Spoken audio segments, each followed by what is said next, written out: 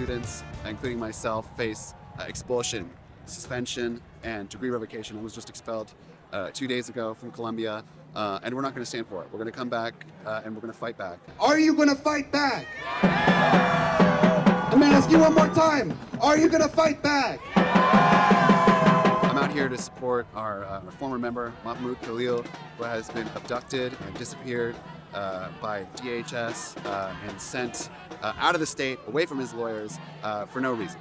There is a reason. The reason is that he was supporting Palestinian liberation, and the government has decided that that is a deportable crime. To support us in our campaign to free Mahmoud. Support us in our campaign to overturn the expulsions, the degree revocations, and the suspensions against students not just on our campus, but across the nation. Welcome to On Strike, a production of Workers Strike Back. I'm Kshama Sawant. The Israeli state has resumed its genocidal attacks on Gaza, acting on their weeks-long threat that they will end the temporary ceasefire. To be clear, even during the temporary ceasefire, which ran from January 19th through March 17th, at least 170 people were killed in Gaza. But in just the first few hours of breaking the ceasefire and resuming airstrikes, Israel has slaughtered over 400 Palestinians. According to Al Jazeera reporters, most of the airstrikes have been on heavily built-up neighborhoods, makeshift schools, and residential buildings where people are taking shelter. The majority of those killed were women, children, and elderly people. In some cases, entire families were wiped out. The Israeli state, not surprisingly, claims that they have resumed attacks on behalf of the Israeli refugees still being held by Hamas. However, Hostages and Missing Families Forum, the organization of the families of captives in Israel, has said that their greatest fear has come true, and that they blamed Netanyahu and the Israeli government for giving up on the captives. They further said, quote, "We are shocked, angry, and scared about the deliberate disruption of the process to return our loved ones," end quote. The actual reasons for this escalation, of course, have everything to do with the long-term project by the Israeli ruling class of ethnic cleansing of Palestinian people from Gaza, a project that has been overseen and funded by US and Western imperialism by both the Democrats and Republicans over decades. It's also linked with Netanyahu's own rank careerist calculations to keep the war machine going in order to avoid the likely ousting from office that he faces otherwise. The far-right ministers in Israel, whom Netanyahu is in alliance with, including Itamar Ben-Gvir and Bezalel Smotrich, were always viciously opposed to even the temporary ceasefire. Before we continue, please take a moment to like this video and subscribe to our channel. If you've been watching On Strike, you know that we bring coverage, political analysis, and strategy for the working class of the kind you simply won't find in the mainstream media.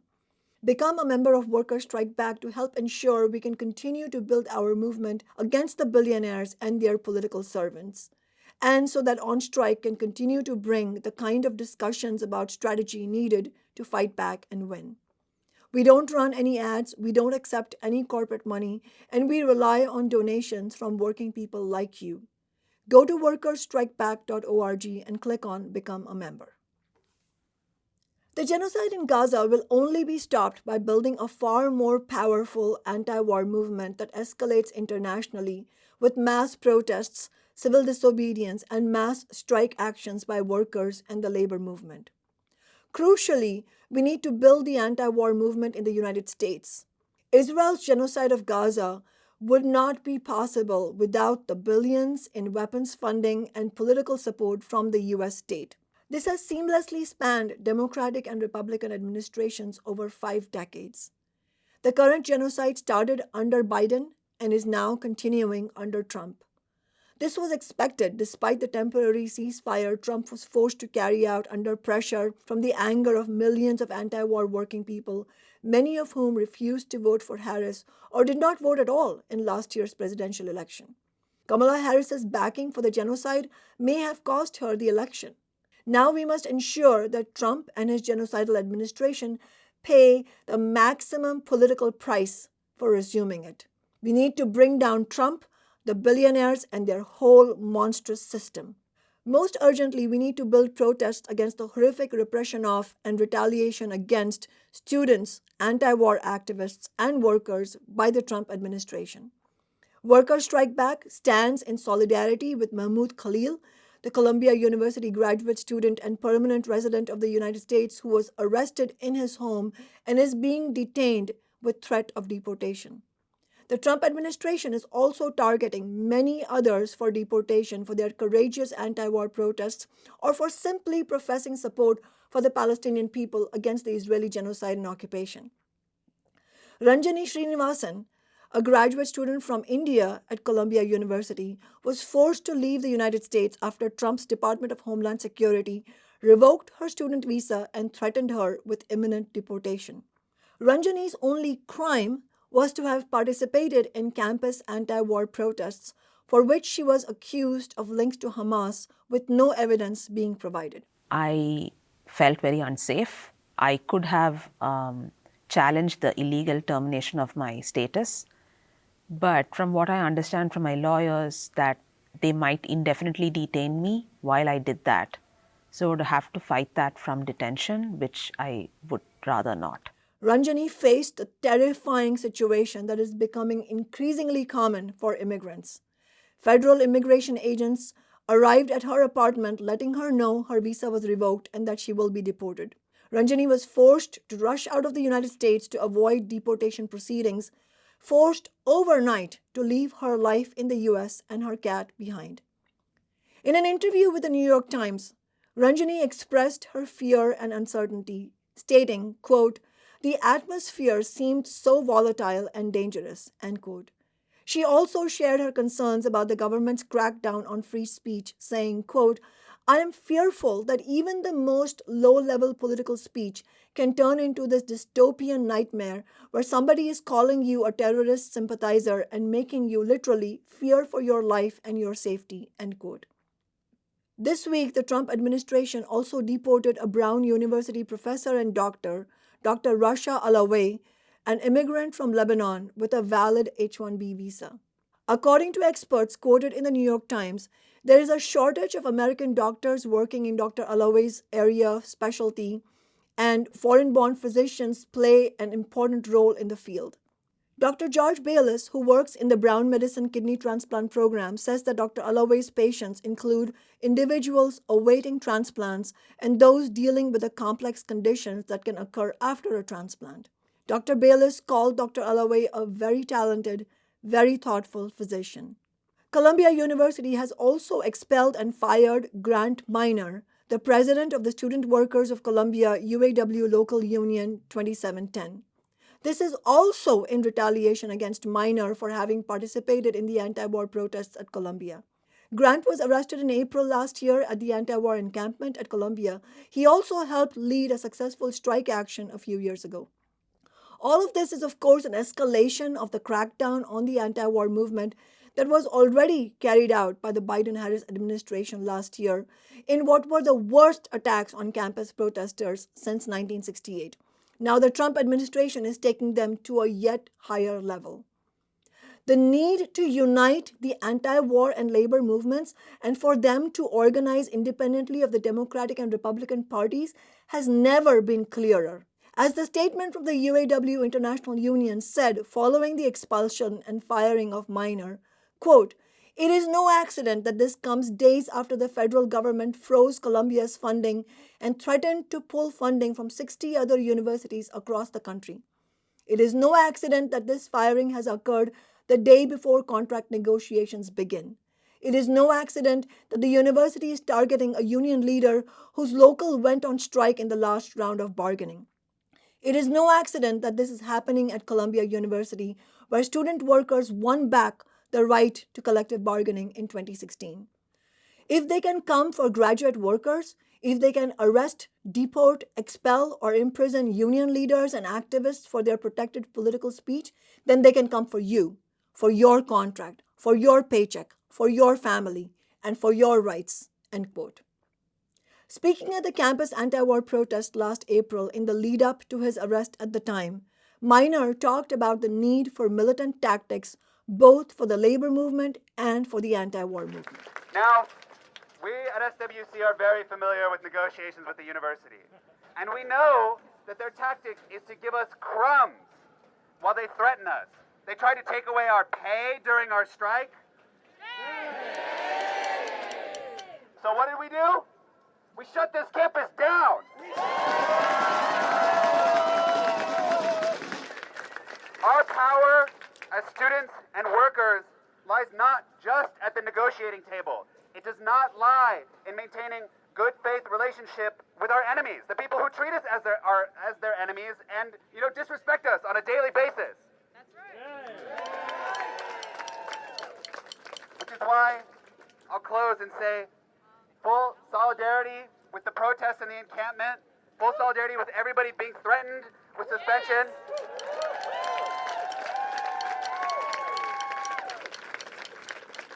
And, solidarity with Palestine. This Saturday, March 22nd, join Workers Strike Back and other anti-war organizations in a national day of action against the genocide and against the repression of anti-war protests. We are organizing a protest in the Seattle area and one in Kansas City, Missouri. If you live in or near Seattle, we will be meeting at 12 noon Pacific time at Lewis Creek Park in Bellevue, Washington.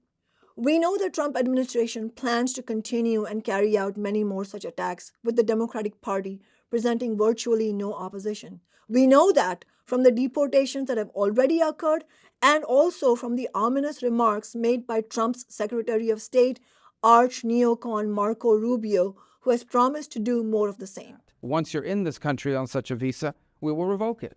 And if you end up having a green card, not citizenship, but a green card as a result of that visa while you're here in those activities, we're going to kick you out. It's as simple as that. This is not about free speech. This is about people that don't have a right to be in the United States to begin with. No one has a right to a student visa. No one has a right to a green card, by the way. They are emboldened to carry out widespread repression of anti-war activists, particularly through deporting immigrants and spreading a wave of fear across the nation. The only response is for us to fight back and fight to build a much more powerful anti-war movement with the broadest possible solidarity on a principled working-class basis. We need to be clear in the anti-war movement and also in the labor movement that both the Democratic and Republican parties represent the interests of U.S. imperialism and the billionaire class, that both parties are the enemies of working people and the oppressed. The genocide was started under Biden and has been strongly supported by almost all Democratic members of the U.S. Congress. Following Mahmoud Khalil's arrest, a measly 14 House Democrats released a letter calling for his release. Senate Minority Leader Chuck Schumer and House Minority Leader Hakeem Jeffries, who are the two most prominent Democrats in the U.S. Congress and also represent New York City, have reacted shamefully to this attack on Khalil and other anti-war activists.